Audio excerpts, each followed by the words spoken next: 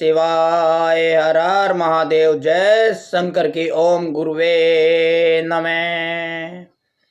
जय शंकर की बंधुओं, आज से लगभग 100 साल बाद हम सभी को हमारे परिवार और दोस्तों के साथ या तो दफना दिया जाएगा या जला दिया जाएगा। किसी को तो 50 साल बाद, 20 साल बाद आयु शेष रह गई, क्योंकि कलयुग में ये कहते हैं कि 60, 70, 80, 90, 100 से ऊपर तो कोई जाता नहीं।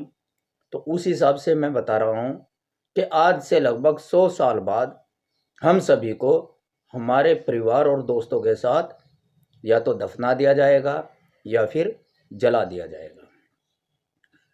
हमारे घरों में जो रहेंगे वो होंगे तो हमारे वंशज, पर हम सब के लिए अजनबी लोग होंगे। यानी कि जब हमारे मरने के बाद पैदा होंगे हमारे लिए तो अजनबी हैं, है ना? तो हमारे लिए तो वे अजनबी हैं। तो इसलिए हम कहते हैं कि जो हमारे वंशज हैं, जो इन घरों में रहेंगे, हमारे घरों में रहेंगे, उन सब के लिए हम अजनबी लोग होंगे। आज हम जिसके मालिक हैं, हमारे मरने के बाद उसका मालिक कोई और होगा ना। जिस प्रकार मरने के बाद उसके कपड़े आदि को निर्ममता पूर्वक फेंक दिया जाता है, उसी प्रकार हमारी अधिकांश संपत्ति या तो दे दी जाएगी या बेच दी जाएगी या फिर नष्ट कर दी जाएगी, नष्ट हो जाएगी, बेकार हो जाएगी। जिसके लिए हम इतने बड़े पाप करते हैं, जो कमाई हमने कमाई है वो यहीं छोड़कर जानी है। उसी प्रकार हमारी अधिकांश संपत्ति दे दी जाएगी या बेच दी जाएगी या नष्ट कर दी जाएगी। जैसे हमारे कपड़ों को मरते ही फेंक दिया जाता है कि भैया ये तो अशुद्ध है, फेंक दो इनको। मरने के बाद हमें कुछ वर्षों तक ही याद किया जाएगा, 13वीं तक, बरसोडी तक, 1 साल, 2 साल, 3 साल। आप ही खुद सोच लो, आप अपने पड़ बाबा को, अपने सड़ बाबा को, अपने बाबा को कितना याद करते हो? पितृ श्राद्ध में करते होगे, वो भी 2 पीढ़ी तक, 3 पीढ़ी तक। वरना कौन याद करता है बताओ? सड़ बाबा का किसको पता है? उससे बड़े वो सड़ बाबा के पिता का किसको पता है? नहीं ना। और हम उनकी संपत्ति में रह रहे हैं। तो मरने के बाद हमें कुछ वर्षों तक ही याद किया जाएगा, फिर सब हमें भूल जाएंगे। और 100-200 साल बाद, यानी हमारे वंशजों की 4-5 पीढ़ी बाद, हमारा पूरा अस्तित्व मिटा दिया जाएगा। कुछ भी नहीं रहेगा, हम पता भी नहीं होगा हम कभी पैदा भी हुए थे। किसी को ज्ञात भी नहीं रहेगा कि हम कभी इस जमीन पर जन्मे भी थे। हम किसी को याद भी नहीं रहेंगे और दुनिया ऐसे ही चलती रहेगी। सब कुछ होगा पर हम नहीं होंगे। अगर हम इन सब बातों का विश्लेषण करें और गहराई से इस पर विचार करें तो हम यही महसूस करेंगे कि हम जिन चीज़ों और रिश्तों नातों के बारे में चिंता करते हैं, उनके लिए, हमारे लिए चिंता करना कितना व्यर्थ है।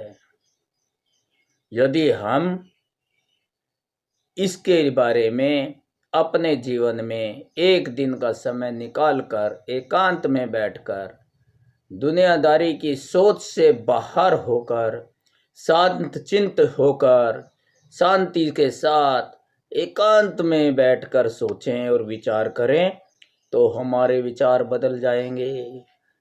हमारा जीवन आनंद से भर जाएगा। हमारा दुनिया को देखने का नजरिया ही बदल जाएगा। फिर हम अपने कार्यों को दूसरे तरीके से करने लगेंगे।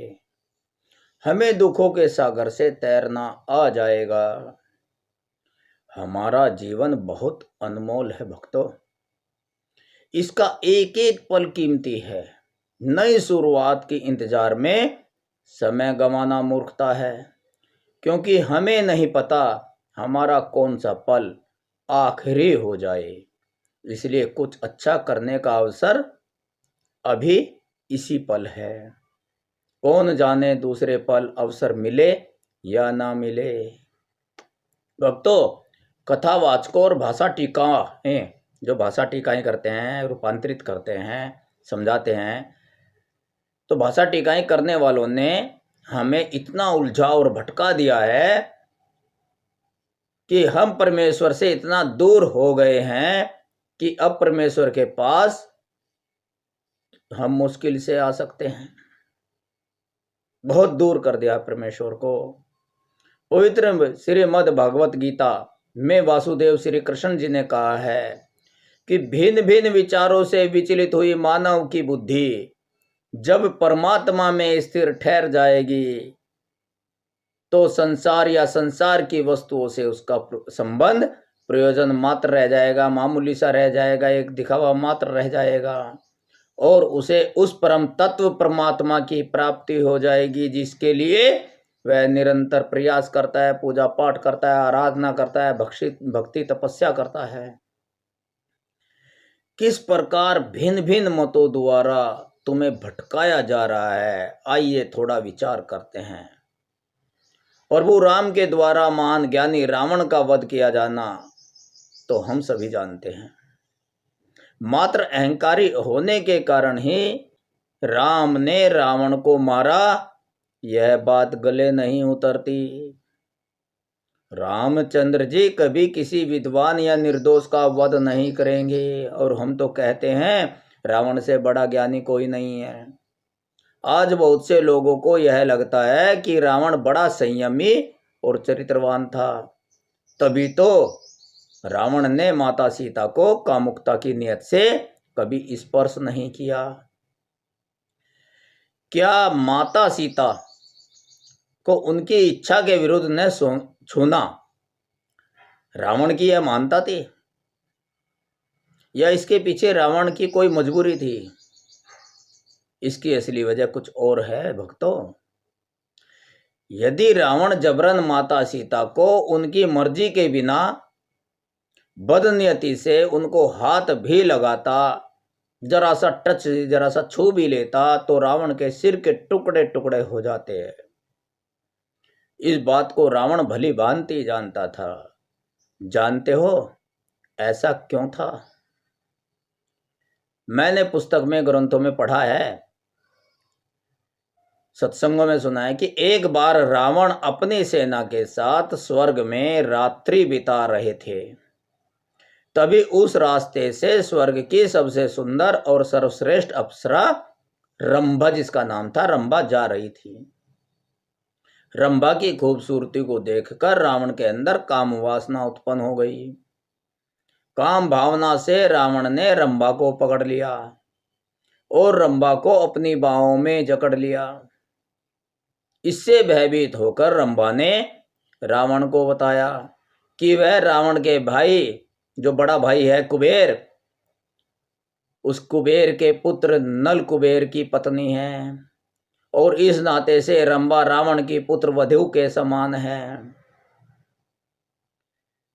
इसके बावजूद रावण ने रंभा के साथ बलपूर्वक काम भोग किया। फिर लज्जा और भय से कांपती हुई रंभा ने यह बात अपने पति नल कुबेर को बताई, तो नल कुबेर बहुत क्रोधित हो गए और तत्काल रावण को श्राप दे दिया। अगर उसने काम भावना से किसी भी स्त्री को उसकी इच्छा के बिना स्पर्श भी किया तो उसके मस्तक के टुकड़े टुकड़े हो जाएंगे। माना जाता है कि नल कुबेर के इसी श्राप के कारण रावण ने माता सीता को कभी छुआ नहीं। अब आगे देख लो कितना भटकाव है। महाभारत में देख लो, शोधानुसार, जो शोध करते हैं शास्त्रों का, उनके अनुसार महाभारत का युद्ध 22 नवंबर 3067 ईसा पूर्व हुआ था। तब भगवान श्री कृष्ण जी 56 वर्ष के थे। महाभारत युद्ध में 36 वर्ष बाद भगवान श्री कृष्ण ने देह त्याग दिया था। इसका मतलब 92 वर्ष की आयु में उन्होंने देह का त्याग किया था। आर्यभट्ट के अनुसार महाभारत युद्ध 3037 ईसा पूर्व में हुआ था। देखो शोधानुसार भारत का युद्ध 22 नवंबर 3067 ऊपर आया। आर्यभट्ट के अनुसार महाभारत का युद्ध 3037 30 साल का अंतर आ गया, पूर्व हुआ था। तब भगवान श्री कृष्ण जी 63 वर्ष के थे और महाभारत युद्ध में 36 वर्ष बाद भगवान श्री कृष्ण ने देह त्यागा था। इस गणना से श्री कृष्ण जी ने 119 वर्ष की आयु में देह त्याग दिया था। पुराणों के अनुसार भगवान श्री कृष्ण की आयु 125 वर्ष बताई गई है, जबकि ज्योतिषियों के अनुसार उनकी आयु 110 वर्ष थी। तो तीनों गणनाओं में श्री कृष्ण जी की आयु पहली गणना के अनुसार 92 वर्ष, दूसरी के अनुसार 119 वर्ष, पुराणों में 125 वर्ष और ज्योतिषियों के अनुसार 110 वर्ष बताई गई है। इस प्रकार श्री कृष्ण की आयु में मतभेद है। तो कहीं तो कुछ गलत है, कहीं तो कुछ गलत लिखा हुआ है, कहीं तो कुछ झूठ है। तो इस तरीके से मतभेद हैं। खाली केवल एक महापुरुष की बात कही है तो इस तरह से अनेकों मतभेद मिल जाएंगे।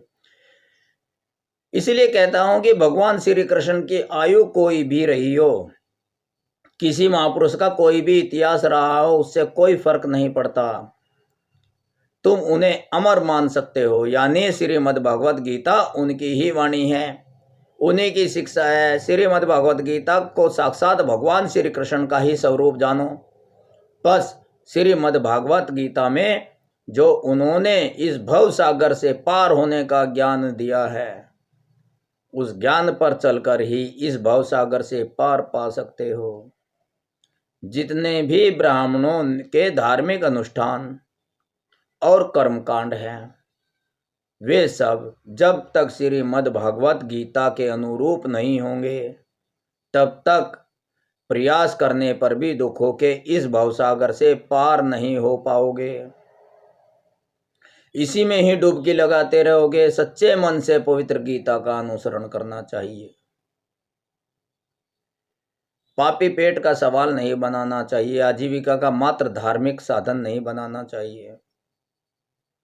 किसी का भला हो ऐसी कामना करनी चाहिए, चाहे वो कथावाचक हो, चाहे वो श्रेष्ठ हो, चाहे कुछ भी हो।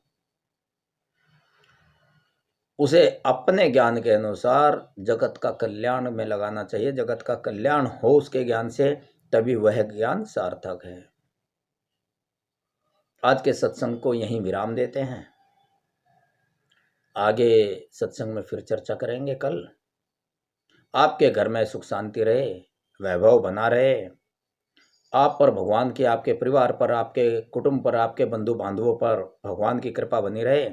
इन्हीं दुआओं के साथ ओम नमः शिवाय, हर हर महादेव, जय शंकर की, ओम गुरुवे नमः।